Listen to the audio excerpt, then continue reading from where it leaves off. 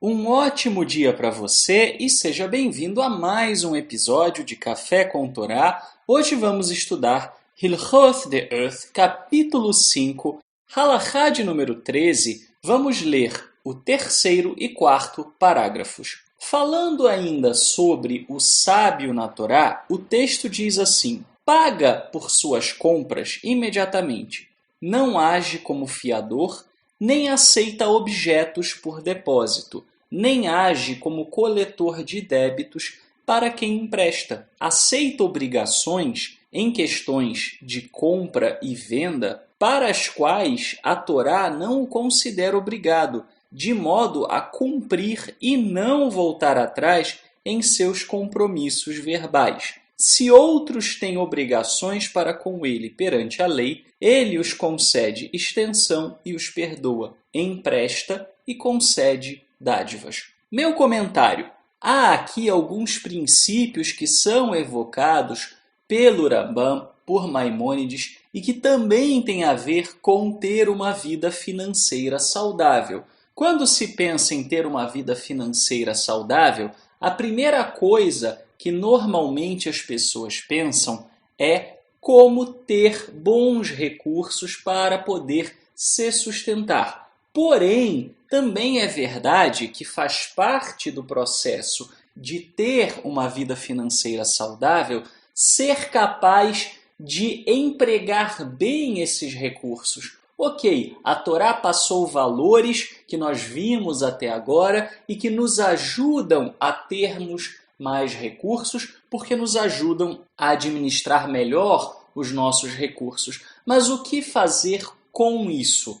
E alguns, então, desses preceitos são passados aqui neste ponto. O primeiro deles é não se tornar um peso para alguém. Quando você tem uma obrigação de pagamento, se você tem a condição de fazer aquele pagamento, você não deve postergar. E isso é algo que nós não estamos muito habituados. Frequentemente, nós temos o dinheiro para fazer um pagamento, para pagar, por exemplo, um salário ou para quitar uma dívida com alguém, e é muito comum que nós retenhamos esse valor. E isso é contrário aos princípios da Torá. Se nós temos o recurso, não há por que ficar postergando simplesmente por postergar, a não ser que você tenha uma boa razão legal para isso. Por exemplo, se o fato de você antecipar um salário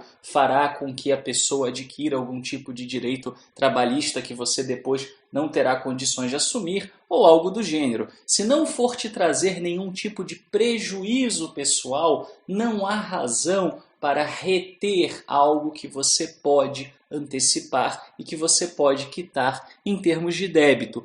Não devemos nos tornar pesados para as pessoas com as quais nós contraímos uma obrigação de pagamento. O texto também fala que não devemos aceitar objetos como depósito ou agir como um coletor de débitos, ou seja, privar pessoas de coisas que irão fazer falta para elas, para poder assegurar e garantir que nós receberemos esses valores. A Torá, inclusive, dá um exemplo disso quando discute a questão de tomar como penhor o manto de alguém que deveria ser devolvido ao pôr do sol para que a pessoa tivesse com o que se cobrir e se proteger, se abrigar do frio durante a noite. Nós não devemos, mais uma vez, ser um peso para com uma pessoa, nem mesmo quando a obrigação é da pessoa para conosco.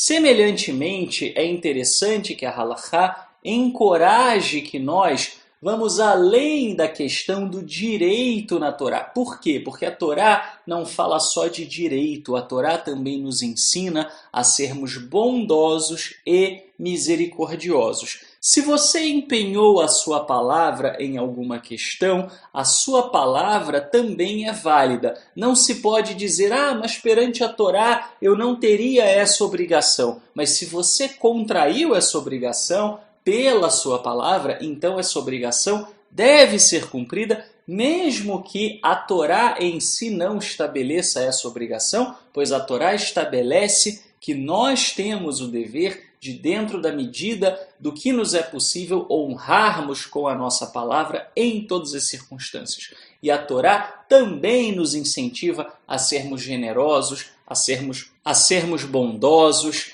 E se desejamos que o Eterno haja para conosco com generosidade e com bondade, também assim deveremos agir com os outros. Esse é um conceito, inclusive, que outras religiões popularizaram, mas que é um conceito judaico. Se nós somos imagem e semelhança do Criador, então também as nossas ações devem espelhar o caráter dele. E isso também deve ser feito quando a questão é valores financeiros. É muito fácil sermos bondosos quando isso não mexe diretamente com os nossos bolsos. Mas a pessoa que tem um caráter de fato moldado através da Torá irá exibir essas características. Aquele que coloca os seus ganhos, os seus lucros pessoais e também o seu padrão de vida acima da generosidade, da misericórdia, da integridade,